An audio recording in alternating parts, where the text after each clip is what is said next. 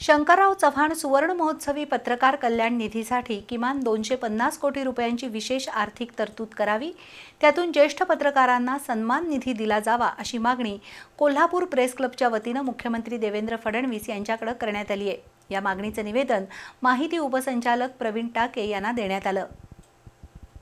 शंकरराव चव्हाण सुवर्ण महोत्सवी पत्रकार कल्याण निधीच्या माध्यमातून राज्यातील ज्येष्ठ पत्रकारांना दरमहा निवृत्ती वेतन दिलं जातं। आचार्य बाळशास्त्री जांभेकर ज्येष्ठ पत्रकार सन्मान धन योजना असं या योजनेचं नाव आहे। मात्र त्याबद्दलच्या अटी आणि शर्ती किचकट असल्यानं अनेक पात्र पत्रकारांना या सन्मान धन योजनेचा लाभ मिळत नाही। त्यामुळे अटी शर्ती शिथिल करून ज्येष्ठ पत्रकारांना तसंच प्रलंबित प्रस्तावांना मंजुरी द्यावी, त्यासाठी 250 कोटी रुपयांची विशेष आर्थिक तरतूद करावी अशी मागणी कोल्हापूर प्रेस क्लबच्या वतीने मुख्यमंत्री देवेंद्र फडणवीस यांच्याकडे करण्यात आली आहे। या मागणीचं निवेदन माहिती उपसंचालक प्रवीण टाके यांना देण्यात आलं।